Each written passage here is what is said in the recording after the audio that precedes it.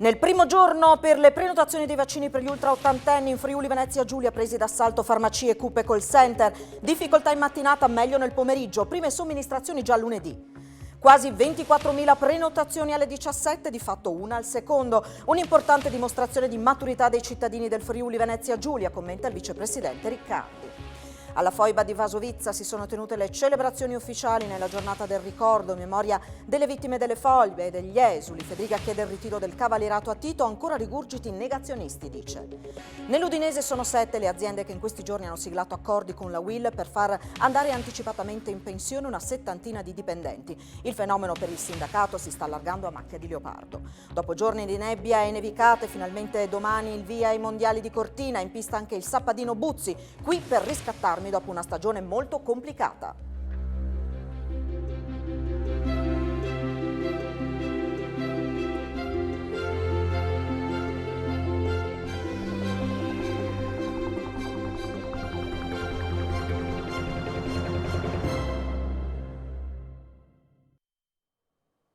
A tutti voi buonasera e ben trovati a questa edizione del telegiornale di Telefriuli. Una prenotazione al secondo, quasi 24.000 alle 17 di oggi, è andata così in regione nel giorno in cui si sono aperte le agende per quanto riguarda le vaccinazioni degli ultra ottantenni. Anziani e loro familiari hanno preso d'assalto farmacie, Coop e call center, in mattinata diverse difficoltà tecniche, nel pomeriggio è andata meglio. A Udine i primi vaccini prenotati già per venerdì rispetto alla data annunciata d'avvio di lunedì 15 febbraio. Nel primo giorno utile per le prenotazioni dei vaccini per gli ultra ottantenni, in Friuli Venezia Giulia sono stati presi d'assalto farmacie, Coop e call center, una prenotazione ogni secondo. Code fuori dai locali destinati alla vendita di medicinali e lunghe attese al telefono sono state all'ordine del giorno. I problemi si sono verificati soprattutto nel corso della mattinata, mentre nel pomeriggio le operazioni si sono svolte con minori difficoltà. C'è da immaginare che già nelle prossime ore la situazione si stabilizzi, un po' come succede in occasione dei click day, con la differenza che in questo caso in una decina di giorni dovrebbe completarsi l'agenda delle prenotazioni, così da concludere il primo ciclo di vaccinazioni entro il 28 marzo. Ricordiamo che sono 108.000 in Friuli Venezia Giulia gli ultra ottantenni. Per quanto riguarda Coop e call center, stamattina c'è chi è rimasto anche 2 ore in attesa prima di riuscire a parlare con un operatore, per poi sentirsi dire che non c'era più possibilità di prenotare. Oppure a persone residenti in provincia di Udine è stato riferito che c'era disponibilità solo in sedi del Pordenonese. Stamattina, spiega Antonella Colutta, referente dei farmacisti di Confcommercio Udine, abbiamo riscontrato problemi di natura informatica. Le finestre per le prenotazioni si aprivano e poi si chiudevano. Non conosciamo la ragione, ma sappiamo che abbiamo dovuto rispedire a casa molte persone. Impossibile fare prenotazioni su Udine, ma solo su Cividale e Tolmezzo. Nel pomeriggio, invece, prosegue, la situazione si è stabilizzata e siamo riusciti a procedere, addirittura anticipando i tempi, perché, spiega, le prime prenotazioni per le somministrazioni degli antidoti Pfizer sono state fissate a Udine in via Chiusaforte per venerdì 12 febbraio rispetto alla data annunciata di lunedì 15. Per dare una risposta alle persone rispedite a casa stamattina, riferisce ancora Colutta, abbiamo dato loro appuntamento per domani mattina, scaglionati ogni 15 minuti, per procedere con le prenotazioni. Mediamente nelle farmacie abilitate, conclude la referente di Confcommercio, sono state fatte tra le 50 e le 60 prenotazioni. Dunque la media di una prenotazione al secondo, una importante prova di maturità dei cittadini del Friuli Venezia Giulia. Questo il primo commento del vicepresidente della regione con delega alla salute, Riccardo Riccardi, che dovremo avere in collegamento in diretta con noi via Skype. Buonasera. Buonasera a voi. Da un lato, insomma, i disagi, dall'altro un motivo importante, la risposta che c'è stata da parte del territorio con quasi 24.000 prenotazioni solo nella prima giornata. Beh, intanto adesso sono già 26.000, quindi vuol dire che c'è stata, come mi sono permesso di dire, una prova di grande maturità e responsabilità da parte dei cittadini del Friuli Venezia Giulia che hanno accolto il nostro appello. Quindi questo è per noi estremamente importante. Devo dire che al di là di qualche disagio che possiamo dire che è anche da mettere in conto quando tu metti in moto una macchina di questo genere, a me pare che riuscire a fare una prenotazione ogni secondo sia una dimostrazione importante di un sistema che ha risposto e che sono certo nel corso di ora in ora proseguirà a lavorare meglio per arrivare alla web app che abbiamo anche predisposto e che sarà pronta tra un paio di settimane. Quindi a me pare che le cose stiano procedendo, ma se devo dire la cosa più importante che mi sembra registrare in questa giornata sia la grande disponibilità dei cittadini di Friuli Venezia Giulia a vaccinarsi. È una risposta di grande importanza. Alcuni anziani o i loro familiari hanno manifestato preoccupazione, non essendo riusciti oggi a prenotarsi, a un certo punto avevano il timore di dover proprio saltare questa vaccinazione. Vogliamo dare un messaggio chiaro allora a tutti gli over 80 di questa regione, naturalmente anche ai familiari, nel caso siano poi loro a farsi carico della prenotazione? Ma guardi, noi abbiamo previsioni certe, perché il grande problema che c'è in tutta questa partita riguarda la limitata disponibilità dei vaccini che purtroppo lo Stato e il contesto dell'Unione Europea ci dà in maniera limitata, quindi questa è l'altra faccia della medaglia sulla quale noi dobbiamo risolvere i problemi ottenendo maggiori dosi e maggiori flussi. Però per quel che riguarda la nostra regione noi abbiamo una previsione di certezza che va sulle 78.000 unità comprese nel mese di marzo, quindi siamo arrivati a 26.000, c'è uno spazio ancora importante di prenotazione che i cittadini hanno e addirittura le prime vaccinazioni non saranno venerdì ma saranno già domani possibili, quindi saremo già nelle condizioni di poter lavorare su questo. Quindi primi vaccini per gli ultra ottantenni già domani, quindi siamo in anticipo rispetto alla previsione di lunedì 15. Sì, diciamo che adesso stiamo cercando di fare queste cose, ma insomma domani già potrebbero esserci le prime risposte, ma insomma già da venerdì questo significa che abbiamo già anticipato le previsioni di lunedì. Ecco. Ci sono invece novità per quanto riguarda i vaccini di AstraZeneca. Il Presidente Federica aveva chiesto chiarimenti anche allo Stato per quanto riguarda i famosi servizi essenziali, per quanto riguarda le categorie prioritarie. Come vi organizzerete in questo senso? Ma noi si è appena conclusa da qualche decina di minuti la Commissione Salute delle Regioni.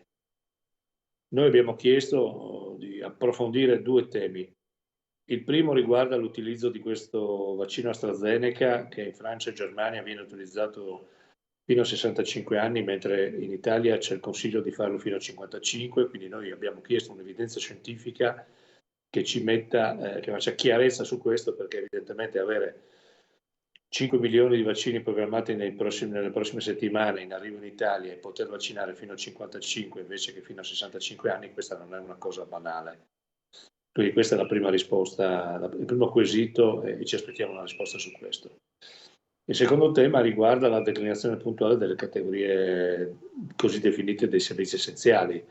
Le regioni hanno chiesto allo Stato che venga individuato un blocco chiaro, ci dicano da dove dobbiamo partire. Dobbiamo partire dalle forze di polizia, dobbiamo partire dalle scuole, ci dicano da dove dobbiamo partire e noi naturalmente eseguiremo questa disposizione. L'unica cosa sulla quale abbiamo alzato un po' la voce e che non condividiamo riguarda la priorità della fragilità e soprattutto quella della disabilità. Ecco, su quello insomma, le regioni non sono disponibili ad applicare regole che non prevedano la priorità della disabilità, che a nostro parere diventa una categoria che va vaccinata il prima possibile e che oggi, secondo il piano nazionale, andrebbe in coda ad altre categorie e noi crediamo che questo non sia giusto. Vaccini AstraZeneca è possibile che vengano somministrati direttamente nelle scuole, nel caso appunto dei docenti? Sì, noi abbiamo già condiviso una prima fase di lavoro con i 3 rettori della SSIS e delle 2 università di Trieste e di Udine.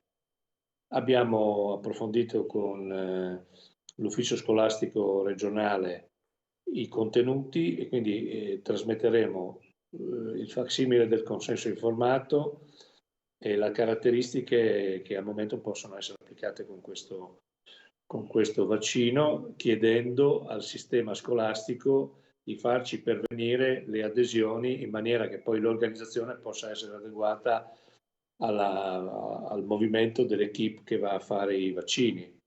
Quindi questo è un lavoro non banale, quindi è chiaro che sapere se la soglia sarà 55-65, questo cambierà molto il modello organizzativo che le aziende sanitarie stanno mettendo in piedi. Un'ultima cosa, rapidamente, ci sono aggiornamenti per quanto riguarda la possibilità che Friuli, Venezia Giulia e Veneto acquistino autonomamente vaccini e in questo senso è arrivato qualche segnale da Roma? Ma no, segnali precisi non ce n'è. È chiaro che insomma, noi non vogliamo essere tra coloro che vogliono trovare delle soluzioni alternative. Noi siamo preoccupati e lo vediamo. Il grande limite di questa operazione è la disponibilità delle dosi, quindi quando ci vengono presentate delle soluzioni che consentirebbero di avere maggiori dosi disponibili, è chiaro che noi siamo pronti anche a giocare questa partita, naturalmente questo nell'ambito di quelle che sono le priorità che sono definite in una cooperazione che deve proseguire anche con il governo. Chiaro, davanti a delle opportunità di questo genere io credo che nessuno si possa girare dall'altra parte, perché quello che manca oggi è un flusso e una dose adeguata per i vaccini per consentire questa campagna di immunizzazione che è la vera risposta di contrasto al virus. Grazie allora al vicepresidente della Regione Riccardo Riccardi per questi dettagli in diretta e buon lavoro. Grazie a voi. La LILT di Udine mette a disposizione il centro medico di prevenzione e ascolto nell'Arteni quale sede per vaccinazioni anti-Covid a malati oncologici. Lo scopo è appunto quello di mettere a disposizione dei pazienti un ambiente più familiare, esterno e slegato dal contesto ospedaliero. Lo fa sapere il presidente della LILT di Udine, Giorgio Arpino. E poi il bollettino per quanto riguarda il Covid, 5 oggi decessi in Friuli Venezia Giulia, a cui si aggiungono 5 morti pregresse. Su 6.511 tamponi molecolari sono stati rilevati 246 nuovi contagi con una percentuale di positività che scende al 3,77% e su 3.123 test rapidi antigenici sono stati rilevati 115 casi, anche qui siamo al 3,68% di positività. I ricoveri nelle terapie intensive scendono a 65 e a 481 quelli negli altri reparti. Diminuiscono le persone in isolamento, sono 9.773. Oggi giornata del ricordo, la cerimonia principale in Friuli Venezia Giulia si è tenuta alle foibe di Basovizza, tante le autorità intervenute. Il presidente Fedriga Dal Palco ha ribadito la sua richiesta di ritirare l'onorificenza al maresciallo Tito e oggi ha parlato anche di rigurgiti di negazionismo. Oggi chiediamo una presa d'atto e che venga approvata immediatamente la norma che possa togliere questo scandalo e questa offesa che cade di nuovo sul sangue che queste terre hanno vissuto e vedono. Ancora una volta il governatore chiede a gran voce la revoca dell'onorificenza concessa dallo Stato italiano al maresciallo Tito. Lo fa dal palco delle celebrazioni del 10 febbraio, giornata nazionale del ricordo delle vittime delle foibe e dell'esodo dall'Istria, al termine della Seconda Guerra Mondiale. È una giornata che ci fa riflettere, una giornata che non dobbiamo assolutamente pensare di sfruttare per fini propagandistici, perché ci deve ricordare il rispetto che dobbiamo alle vittime. È un momento nel quale bisogna testimoniare il dramma che c'è stato per le foibe, per la prevaricazione di alcuni su altri, per la violenza su gente inerme e che ha portato insieme anche il dramma dell'esodo, il fatto che molte famiglie siano state sradicate dalla propria terra per una questione politica, per una questione anche in qualche modo ideologica. È un ricordo che deve accomunare, non dividere. La venuta del Presidente Pacora è stato un passaggio in questa direzione. Se nel prossimo anno, io lo dirò nel mio intervento, potremmo segnalare anche la venuta del presidente croato, il percorso sarà completato. Italiani, sloveni e croati massacrati nella stessa epoca come nemici del popolo, invece erano semplicemente dei martiri del comunismo. Restano poi le polemiche per un tweet negazionista di una sezione ANPI di Brescia, un tema ancora oggi attuale. Quest'anno abbiamo avuto Mattarella e Borut Pahor che si sono presentati alla Foibe Varsovizia e si sono dati la mano. Ti assicuro che è stato un grande riconoscimento, una grande emozione, per cui quest'anno vale doppio, ripeto, proprio nei confronti dei negazionisti. Ogni volta quando c'è il giorno del ricordo vengono fuori dalla spazzatura della storia negazionisti, riduzionisti, giustificazionisti. Siamo abituati naturalmente, però ci vorrebbe un provvedimento un po' più severo per far sì che anche il negazionismo delle foibe venga bannato in maniera più chiara. E a proposito del presidente Mattarella, è intervenuto alla cerimonia che si è svolta alla Camera dei Deputati. Vediamo. Le sofferenze patite non possono essere negate. Il futuro è affidato alla capacità di evitare che il dolore si trasformi in risentimento e questo in odio, tale da impedire alle nuove generazioni di ricostruire una convivenza fatta di rispetto reciproco e di collaborazione. Sono le parole in occasione del giorno del ricordo del Presidente della Repubblica Sergio Mattarella, che ha espresso la solidarietà e la fraternità di tutti gli italiani ai familiari dei martiri delle foibe, ai sopravvissuti, agli esuli e ai loro discendenti. Le sofferenze, i lutti, lo sradicamento, l'esodo a cui furono costrette decine di migliaia di famiglie nell'area di confine orientale, dell'Istria, di Fiume, delle coste dalmate, dichiara il Capo dello Stato, sono iscritti con segno indelebile nella storia della tragedia della Seconda Guerra Mondiale e delle sue conseguenze. È da riconoscimento reciproco, sottolinea il Presidente, che riparte il dialogo e l'amicizia tra le persone e le culture. Mattarella ha quindi ricordato i passi avanti con atti formali e simbolici fatti con la Slovenia. Il passato non si cancella, ha detto il Capo dello Stato, ma è doveroso assicurare ai giovani di queste terre il diritto a un avvenire comune di pace e di prosperità, ha concluso Mattarella, ricordando la ferma determinazione di Slovenia, Croazia e Italia di realizzare una collaborazione sempre più intensa nelle zone di confine, esempio, sottolinea, di come la consapevolezza della ricchezza della diversità delle nostre culture e identità sia determinante per superare per sempre le pagine più tragiche del passato e aprire la strada a un futuro condiviso. Cerimonia anche a Udine al Parco Martiri delle Foibe.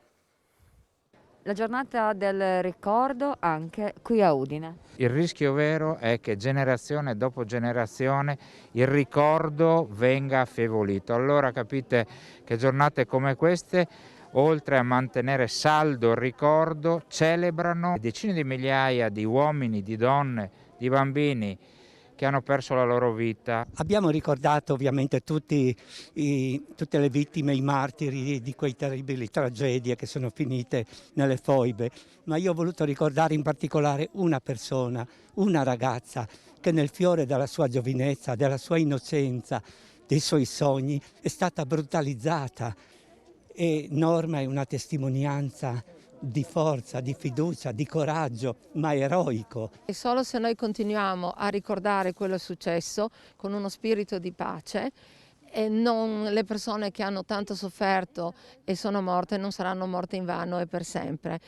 E poi il nostro scopo, quello per cui noi tanto ci impegniamo, è anche perché questo serva di monito per i giovani, per le generazioni future, perché le atrocità non devono ripetersi nel mondo, non dovrebbero mai ripetersi, guerra, uccisioni, eccetera. Tutti noi auspichiamo un mondo di pace e di vera fratellanza. Proseguono a Roma i lavori per la formazione del nuovo governo, che vengono naturalmente seguiti passo passo anche dai politici del Friuli Venezia Giulia. Fratelli d'Italia non farà parte della maggioranza, mentre in Forza Italia si esulta per il ritorno in campo di Berlusconi. Mentre il Movimento 5 Stelle è alle prese con il dubbio se appoggiare o meno Mario Draghi e sul voto russo, la certezza è che Fratelli d'Italia non farà parte della maggioranza che andrà a sostenere il possibile nuovo governo, animato da praticamente tutti i partiti.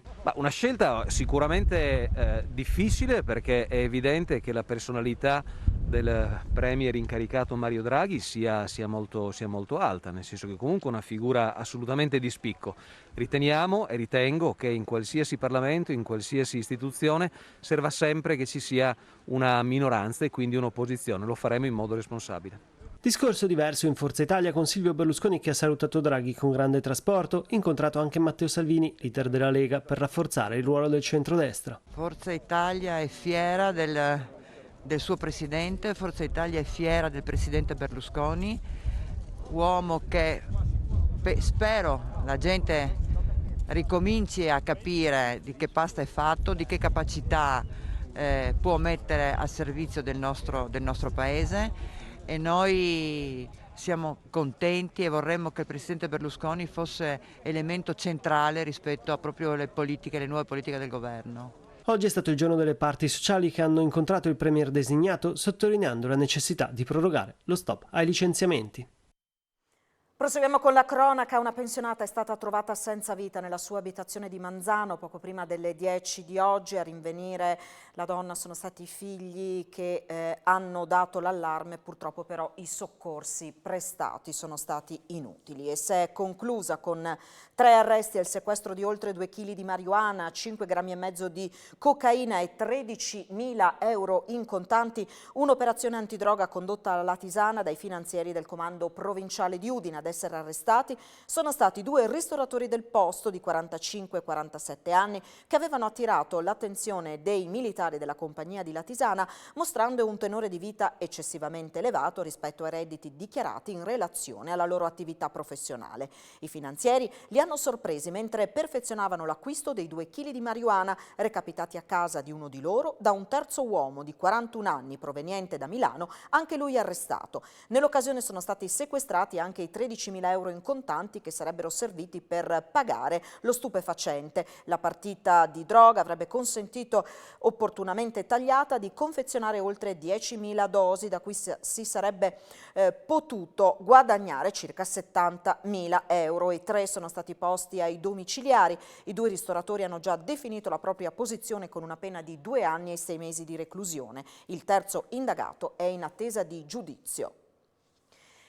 Pensioni anticipate, un fenomeno che secondo la UIL si sta allargando a macchia di leopardo in provincia di Udine. Sentiamo.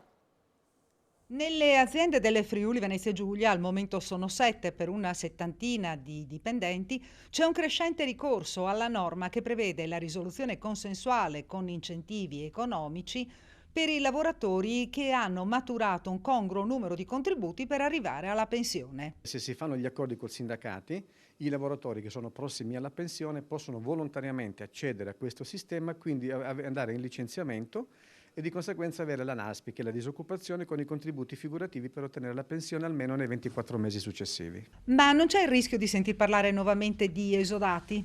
Ce ne siamo guardati bene perché già è stato collaudato il sistema, le prime operazioni fatte hanno già avuto buon seguito, ovvero nel momento in cui l'INPS accoglie la NASPI si vede che tutte le carte sono in regola e quindi i lavoratori accedono. Devo dire che questo sistema ci consente di poter mandare in pensione le persone stanche che hanno una certa età e lasciare largo ai giovani, perché le assunzioni per fortuna non sono bloccate, anche magari ce ne fossero. Il sindacato è sempre più preoccupato per l'avvicinarsi della data del 31 marzo in cui terminerà il blocco dei licenziamenti. Potremmo definirlo, guardi, l'arrivo di un uragano che si vede all'orizzonte. Anche qualora dovesse essere prorogata ancora questo blocco dei licenziamenti, è semplicemente un rinviare di una data che prima o poi arriverà. Noi abbiamo bisogno di rimodulare nuovamente gli ammortizzatori sociali come una volta, non dico esagerati come una volta, ma almeno 3 anni di solidarietà con 2 di NASPI per avere le uscite che siano il meno traumatiche possibile per tutte quelle persone che non avranno più un posto di lavoro. Il modello Udine dell'alta formazione fa scuola e sbarca a Milano. Grazie ad un accordo con Assolombarda, l'Executive Master in Business Administration, già operativo a Udine, sbarca anche a Milano. Il modello friulano dell'alta formazione, che vede protagonisti Confindustria Udine e l'università, fa dunque scuola a livello nazionale. Tutto è partito dall'individuazione di un vuoto formativo. Il Master è nato 2 anni fa per rispondere all'esigenza di manager e imprenditori di accrescere le proprie competenze. 300 ore di didattica strutturate in part-time, con orari e contenuti plasmabili sulle esigenze dei partecipanti. Dopo il successo riscosso sul territorio, l'iniziativa ha attirato l'attenzione anche di Assolombarda. Abbiamo conquistato la piazza milanese. Questo cosa significa? Che la nostra offerta è perlomeno della stessa qualità dell'offerta delle migliori università italiane. Parliamo di Bocconi, parliamo di LUISS, Politecnico di Milano. Questi sono gli executive master a disposizione a Milano, in Lombardia. Un altro aspetto è l'attenzione che da sempre Confindustria Udine dedica alla formazione, in questo caso alta formazione, e al tema delle competenze. Sì, è parecchio tempo che noi ci facciamo portatori di questo messaggio. Le competenze devono essere alla base di qualsiasi tipo di responsabilità. Non possiamo più fare a meno delle competenze. Questo sicuramente il nuovo governo Draghi dovrebbe aiutare. In tempi di recovery plan, idee, progettualità risultano fondamentali. Io credo che sia assolutamente importante avere il cassetto pieno di idee e provare anche, sulla base di quanto si è in grado di fare, a mettere insieme gli sforzi comuni. Sullo sfondo c'è questa collaborazione tra pubblico e privato che porta a risultati importanti. Parlava il direttore Nencioni della necessità di rafforzare le infrastrutture di ricerca, così le ha definite. Sì, diciamo proprio, io parlerei anche proprio di piattaforme che consentano poi di allargare il livello di utenza con una prospettiva però di sviluppo, non rispondendo solo a un bisogno puntuale, ma con una prospettiva di sviluppo. Non dimentichiamo fra l'altro che il piano si chiama Next Generation EU, quindi dobbiamo pensare alle Next Generation. Per le strade di Udine è difficile non notarli e stanno anche già facendo discutere. Stiamo parlando dei manifesti con l'immagine di una gallina in doppia versione, in alto viva e in basso, così come la troviamo nei supermercati. La campagna animalista, come spiegato sui siti di riferimento, sfrutta le affissioni pubbliche, nasce dalla volontà di voler stimolare il dibattito sugli allevamenti intensivi e sull'alimentazione vegetale, vegetariana. Non è un petto di pollo, è una vita che vuole vivere. Salvalo, non mangiarlo. Questa la didascalia che affianca l'immagine.